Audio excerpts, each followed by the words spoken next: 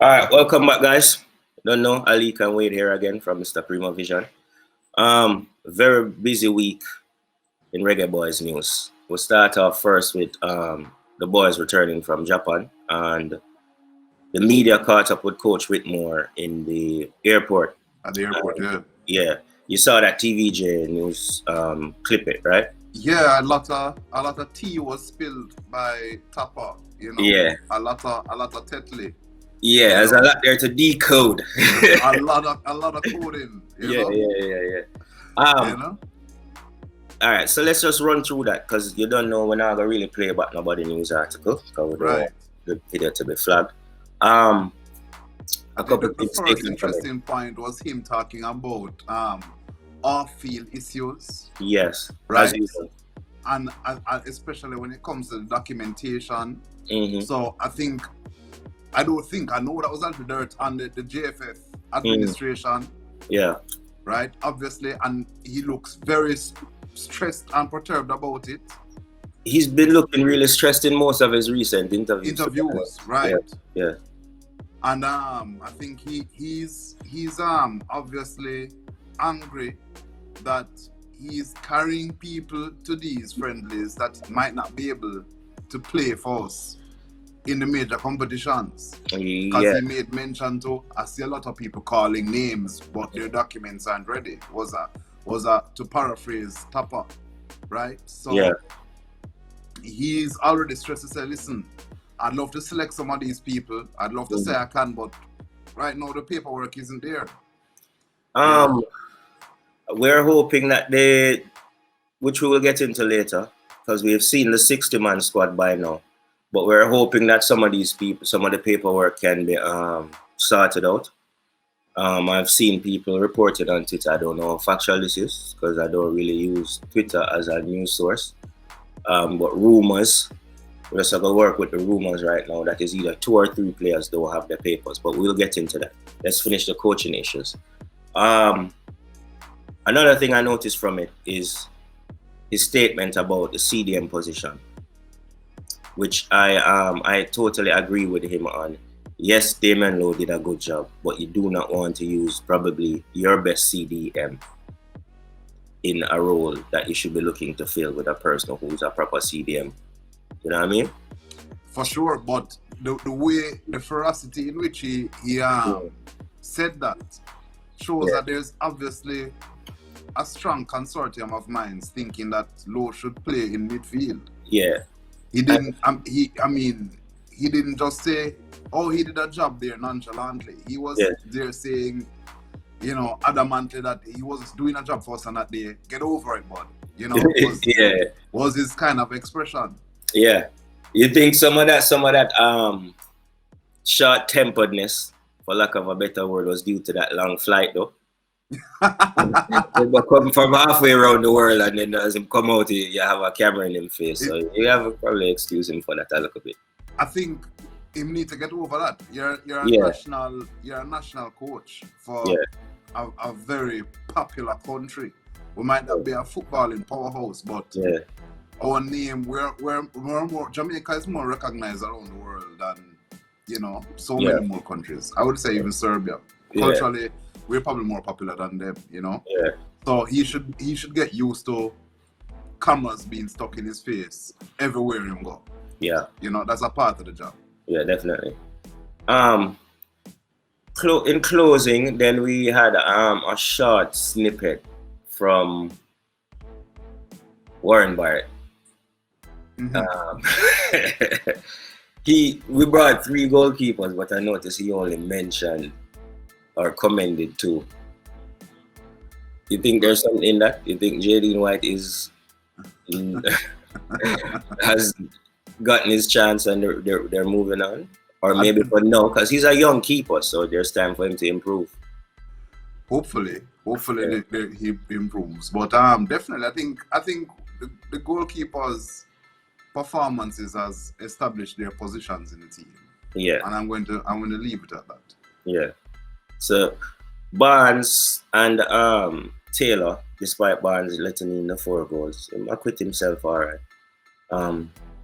I still have concerns with his lack of playing time at club level, but If I had to pick between him and JD White, definitely I'll go with Barnes, brother. And then Taylor, like you said, was, Taylor is above both of them for me. So right and now was acknowledged by yes, by Barrett. So. Yes. So that's definitely I think all of us kind of saw that.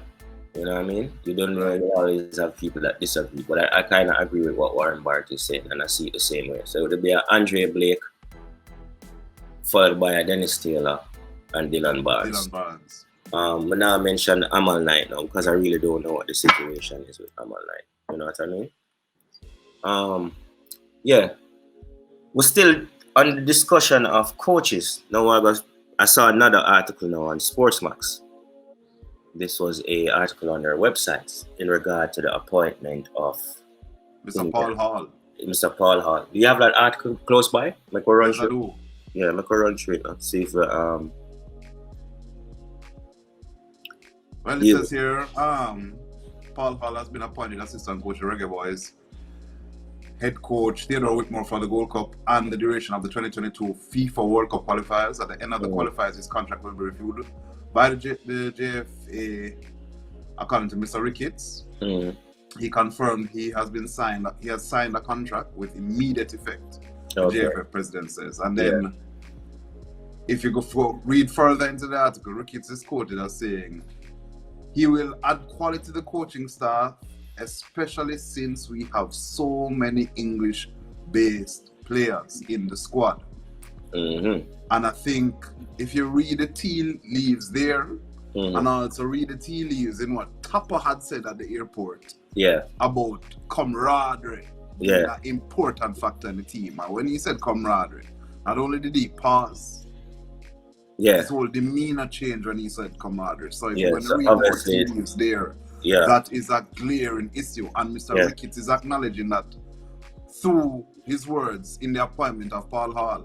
Yeah, I agree with you 100% on that. So we're gonna assume off the bat there's tension with the English-based players and local-based players. We've been hearing those kind of murmurs, but I'm not gonna try to say that is a fact because I'm not trying to add to. Well, we're talking about Reggae Boyz, which is a Jamaican side, and as a Jamaican say, if it's not bossa, it's close to so. You know?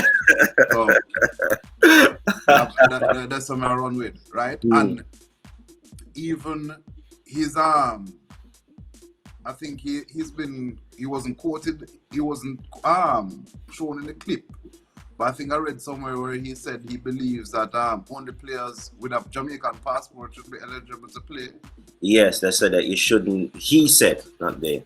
Right. And this is not a direct quote, but his feelings are that if you don't have the correct paperwork, you shouldn't be playing. Right. No, I have to wonder there. Was it a strike at the JFF and their lack of administration ability to get paperwork done? Or is he saying that if you never care enough to have a Jamaican passport, if you never care about the country enough to have a Jamaican passport, you shouldn't play? Or are we reading too much into it? I drink coffee, it's a little stronger than tea. It's a strong statement.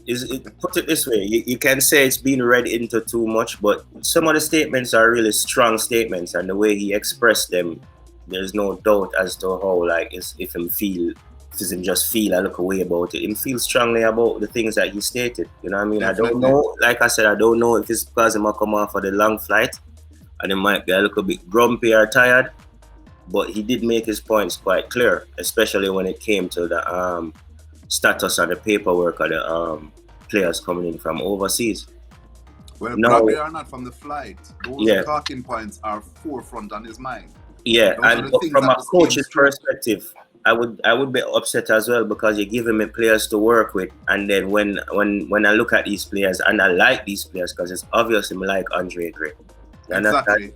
And I think that's probably the main one where I get on him nerves because he might say, this is a player where he probably want to bring into the Gold Cup.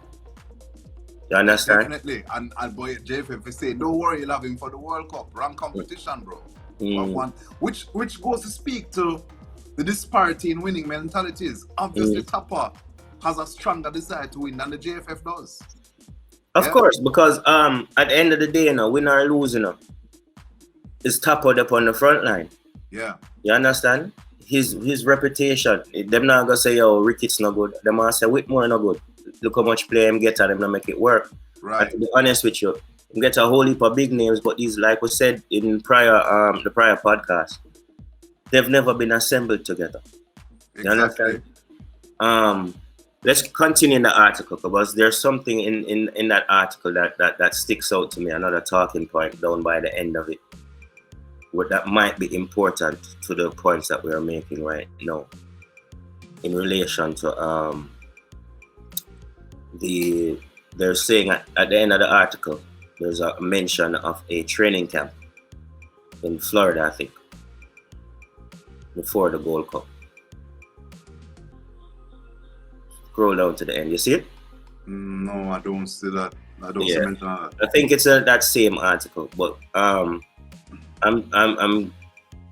pretty sure I saw this. They're planning to have a 10-day training camp in Florida. Within that training camp, are there going to be any even behind the closed doors practice games or anything like that to try add to the team chemistry? Because from what we see from Japan, it's very lacking.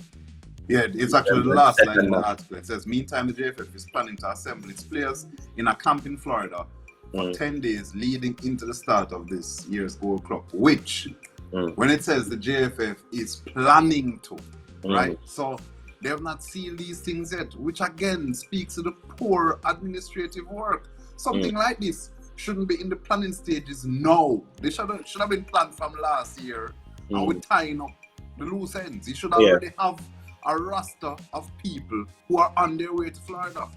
Yeah. You know what I mean? That is where that should be. We have a logistics problem. Not which planning ahead problem. And you know, we can throw big words at it. JFF needs to understand this is a team sport, including you, the JFF. The JFF body, if you're not tuning into Mr. Prima Vision, Uno is a part of the team too. And if just like how some people that kind of weight don't get a mention, right? You are not carrying your weight in this program. And you know, every link in this chain affects the performance of the team. And right now, JFF, you are lacking. We need to sub you out. I wish we could have subbed out JFF.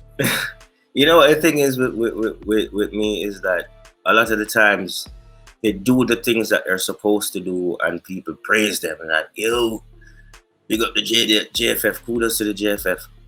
When you do your job and you do it just to the point of satisfying the requirements of the job, I'm not going to praise you. I'm sorry.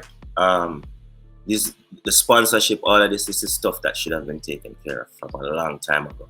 We're happy that it's been done. You know what I mean? We're happy that that there's probably going to be some cash flow coming in, because that's another thing. They announced sponsorship this week. But just like with the logistics, the last minute running thing, it not gonna work, bro, because it always ends up in some kind of failure or disappointment. Last minute in getting documentation for players. Last minute in planning training camps. Last minute in putting together actual friendly. When was the friendlies made official? Like a few days, a few weeks before the flew out. I'm not going to complain about the friendlies, because friendlies in this time it's tricky, because a lot of people don't want to move their teams and all those kind of things. Okay, fair enough. The problem I had with both friendlies is how the teams were assembled. Yeah. The USA one was really shambolic, and then the second one was also embarrassing because of the pullout of the 9 players and then the fiasco entering into Japan. So, yeah, those struggles are obvious and we all know them. You know what I mean? I don't want to live or dwell on them, but you know what I mean? Management need to be sharper, bro. If is what Tapa said. If you want us to win, you have to play your part. You can't expect the man them to go out there, win a Gold Cup or qualify for the World Cup, and you're putting them at a disadvantage. Them basically have to battle against them own administration before them even reach on the field. And this is something where I've been hearing the players say. So let's all get on the same page and accomplish this. You know what I mean? Yeah, for sure. Because there's no cakewalking. Everybody are improving. And we alone are bringing players in. You know what I mean? Right. So if the administration don't realize that, and we can't just live off of this thing like, yeah, we are Jamaicans, we're not better at sports than everybody else in the Caribbean, so all we have to do is worry about USA and Mexico. Alright, no. You know what I mean? We're living off past glory, brother. We're living off the facts that we qualify for the World Cup at one little time, man. Hope to do live. But everything, you have to raise your game. The player talent pool, they've raised their game. Let me tell you. Our local-based coaching infrastructure has raised their game across the board. Even in our local Premier League, the level of coaching now is leagues ahead of what we used to have back in the day, right? You know, so but the JFF, the Premier League has worked on itself as an organization. Exactly, but the JFF hasn't. They haven't. Yeah, that's the thing. Is they realize they have shortcomings. In my usual controversial self, you mentioned earlier that you have people praising the JFF for the little things they do. I bet you those people are the people who get complimentary passes. You bet watch. I bet everybody will be. No, it's about some of our YouTubers too. I think it's not a matter of overpraising. They're actually grateful that something is being done, but at the same time, I'm not going to be like kudos or yay or it. You should have been done it. You know what I mean? Yeah. Like if we're talking about like business, you know what I mean? If we go into the business world, you don't get praise for stuff that you're supposed to do. Yeah. You get praise for exceeding expectations. Yeah, I'd like to thank the store manager for opening the door this morning. Big wow, you did such a good job in turning that key and opening that door. You understand? They're deserving your big salary and I'm on time for opening the door in the morning. Good job. Yeah, you know what I mean? It's like you said earlier, like the man them ask Ricketts a question and the man answer with the job description. Exactly. You know what I mean? Come on, bro. You know what I mean? You're doing the bare, you're not even bare minimum, and you're not even doing the bare minimum good. Yeah, you do it when you feel like. Exactly. So yeah, you're still upset. When I go overboard with the praises, and who want vex just vex. I saw it go. No, but you see, if you want vex, come at me with results, bro. Come at me with results. Yeah, give Tapper a chance, brother. You know what I mean? Cause one thing, Tapper record, despite all the foolishness, will go on the background. You know what I mean? Yeah. I think he's still like the most successful, most winningest coach the Reggae Boyz has ever had, right? Yeah. Yeah. You understand? Without no heap of fanfare and praise. You know what I mean? So we're just gonna call it fair like we always try to.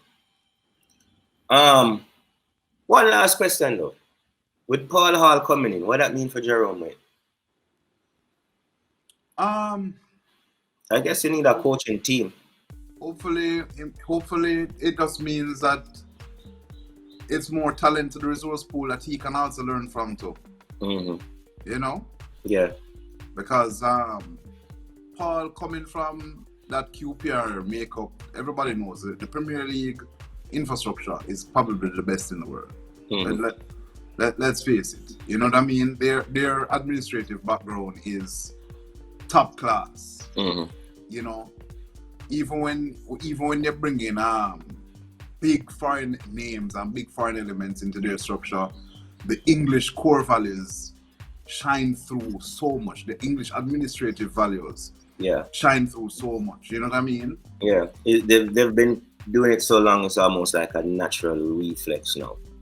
I would even say it's ingrained. And as a matter of fact, it's more than a national reflex. It's an industry.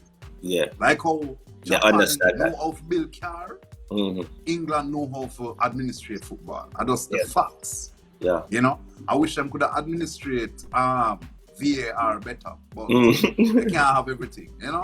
Yeah. You know?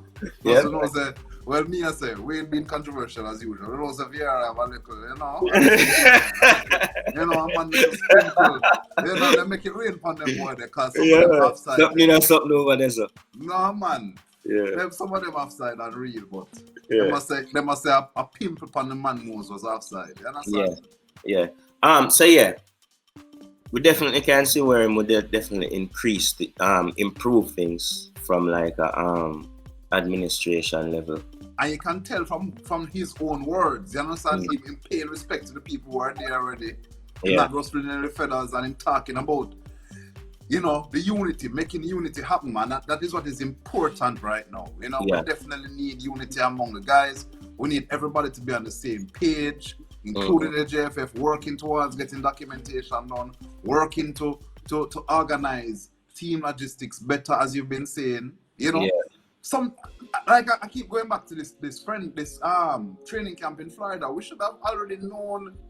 We shouldn't be talking about planning stages. We should be talking about who might make it. You know, at this point in the at this point in the preparation stages, we should already have at least 3/4 of the names, coaching staff and playing staff of who is going over there. Yeah, let's move to that now, because as you mentioned names, the 60-man squad has dropped, right? Right. Let's take a quick run through, and then you tell me what you think, right? Let me see if I can see them on my bigger screen up here. So, but some of those names, the 60-man squad is for obviously World Cup, because enlisted in this squad like Andre Gray, Mikel Antonio, we know those guys are not gonna make World Cup. According to thing there, to Donovan Ricketts, there's only 2 players that will have the visa at this point. Say that again, I didn't hear you. I said according to Donovan Ricketts, but like I said, president of the JFF, at this point, there's only 2 players that don't have the visa, the passport.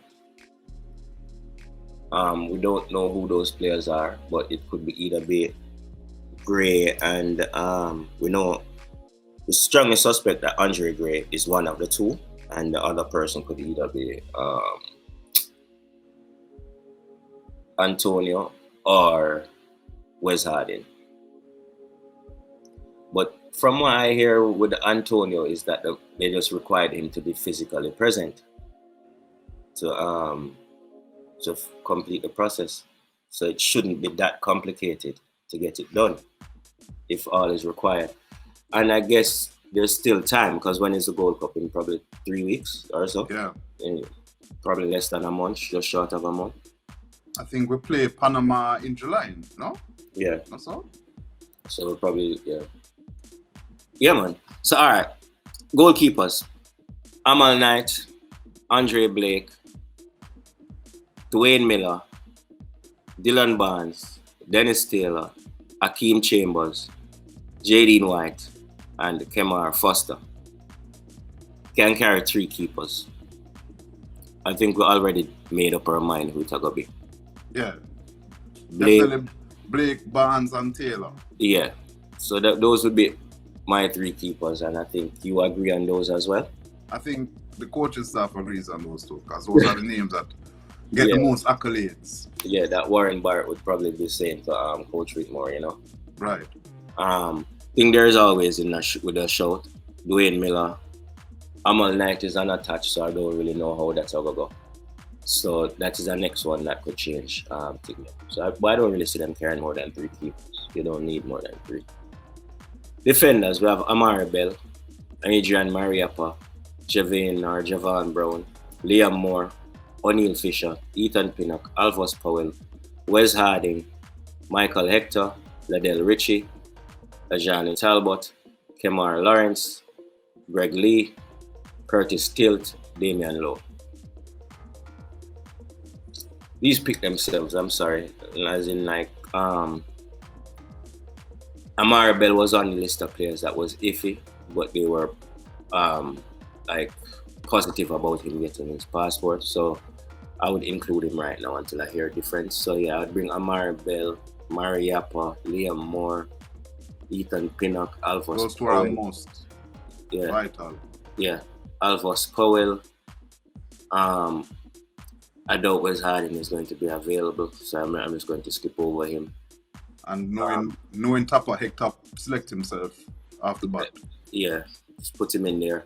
Kemar Lawrence, Damian Lowe, Greg Lee. No Curtis Tilt for me. No Talbot. No Richie. No Fisher. No Brown. Not because not because I just haven't seen him play personally. I hear Javane Brown is a good player, but I'm not gonna work off for the hair setting. Yeah, but you don't get picked for the national team if you're not a good player. We shouldn't even talk about that. Like, and I want to make that clear to any fan who think we're hard on a player. You might like a player that we don't rate. They're all good players. You don't get calls in the national team unless you're a good player. You have to have some kind of quality. Good don't get your cups. Yeah, you have to be exceptional. Yeah, and not because they're good players don't mean that there aren't better players out there. Exactly. You know what I mean? So from the defenders, those are who I'd pick. I mean, a quick recap of that when I say Bell, Mariappa, Moore, Pinnock, Powell, Hector, Lawrence, Lee, Lowe. I'm not really keeping count. I just going through it and just saying who I would pick, and then probably after that we could have probably cut it down some more probably on the next episode. Midfielders, we have Joshawn Anglin, Ricardo Morris, Ravel Morrison, Casey Palmer, Kaheem Paris, Jordan Cousins, Kevin Isaacs, Kemar Roof. As Kemar Roof is midfielders. Kevin Stewart, Daniel Johnson, Kevin Lambert, Lamar Walker, Javon Watson, Luca Levy, Jamal Lowe. That's Jamal Lowe in midfielders. Devon Williams, Shavani Willis, Tyreek McGee, Siobhan Marsh, Peter Lee Vassell. All right. Thing there. Let's hear it. Let's go. All right. Let's just take it off though. Ravel is in there. Casey's in there. Jordan is in there. Peter Lee Vassell is in there for me. Tyreek McGee is in there for me. Daniel Simon too. Shout out to Simon. Shout out to Simo. Yeah. The big baller, Mr. McGee. Yeah. Daniel Johnson is definitely in there. Kevin Stewart is in there. I'm not going to mention Jamal Lowe and Kemar Roof in my midfielders. Those are attackers. And they will definitely be in my team, but they will be in the attacking portion of my team. Am I missing anybody? No, I don't think I missed anybody. I might bring Anglin. Might, if there's space in the squad. So there is no Isaacs, no Lambert, no Luca Levy, no Shavani Marsh or Willis. Says Vassell, McGee, Morrison, Johnson, Stewart, Cousins. Yeah. Definitely not bring Ricardo Morrison either. All right. Attacker, what do you think about that? Well, I'd definitely love to say Andre Gray. You know, it's sad that his situation is not resolved. Yeah. Like you said, Jamal Lowe should be included in this list. Yeah. Kemar Roof, definitely.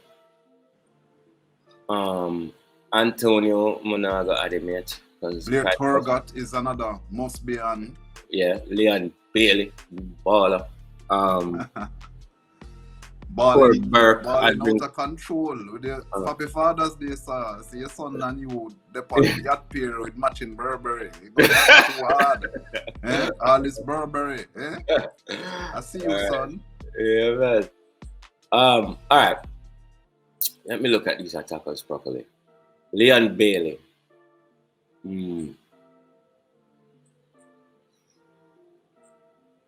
Blair Turgot, Bobby Reed, Shamar Nicholson,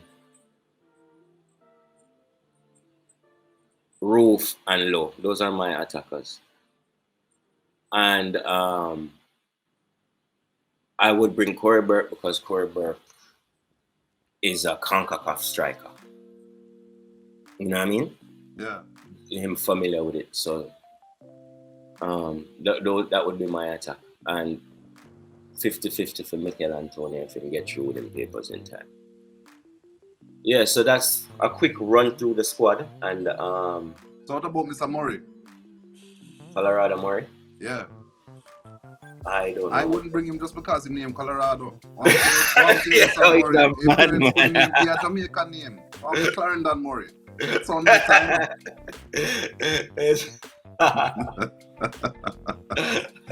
You know? Is it? Change the You're Colorado gonna to name Clarendon. him after a place. You're gonna name him after America. Make him go play for America. Those are the opinions of Wade, not me. Yeah. Definitely see that we can get a strong squad out of this. You know what I mean? But then again, it's also that's only if Mr. Gray is sure, you know? Sorry. You think so? Yeah, man. Gray's performance. I think the attack is still strong enough. Exceptional.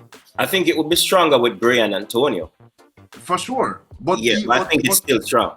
But I think with Gray, we already have him tried and proven. His movement works with the team. Yeah. We can sign him. Yeah. You understand? Yeah. That is the most important thing. Yeah. Him gelling on the team easy. Yeah. Yeah, that's true. Junior Fleming. I will leave out Junior Fleming. I'll bring Junior Fleming too. Javon East is a 50-50 for my team. Javon East is 50-50. I would definitely have to do a show dedicated to the 60-man squad though. I would definitely go through it and dissect the final. Yeah, definitely details. Go through it and dissect the final details of this. So yeah, those are the happenings of this week.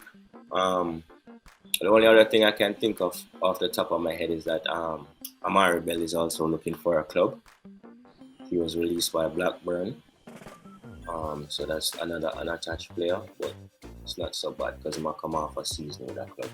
And he's a player that will probably find a club in short order as well. Jordan Cousins, who was released by Stoke, signed to Wigan Athletic in League One, which should see his game time improve tremendously since he don't have to compete with Obi Mikel and Joe Allen anymore in Stoke midfield. I think he'll be first. Never hear you fade out a little bit or so. I said, Jordan Cousins will move to Wigan from Stoke. So he signed with them this week, and he should be probably moving straight into the starting lineup at Wigan. You know what I mean? You hear that clearly? Yeah, man. All right. Yeah, so that's it for now. I guess we'll catch you guys next time.